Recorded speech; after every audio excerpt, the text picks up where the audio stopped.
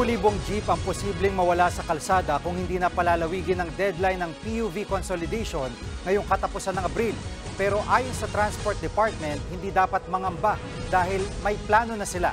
Nasa frontline ng balitang yan si Gerard de la Peña.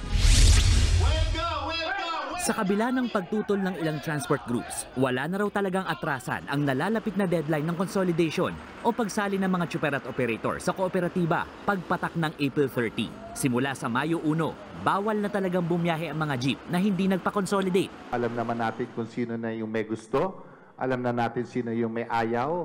So I guess that deadline is really the best parang deadline to satisfy everybody.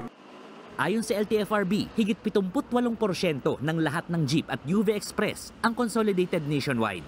We are comfortable with the numbers at present.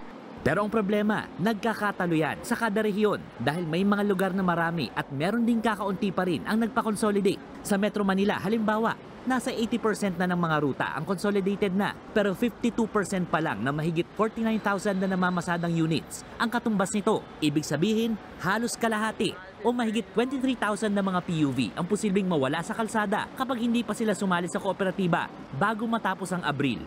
Sa puntong ito, hindi kaya matuloy ang pinangangambahang transport crisis? Pagtitiyak ng LTFRB, hindi yan mangyayari dahil plano nilang ipasalo sa ibang kooperatiba ang mga rutang mawawala ng papasadang sasakyan. Ilalabas daw nila ang guidelines sa susunod na linggo.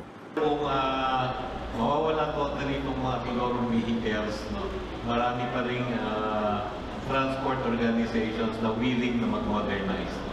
Para matugunan yung mga pangangailangan ng mga pasahero natin. May mga rutang mawawala pagsapit ng Mayo, katulad na lang ng rutang Pasig-Taguig.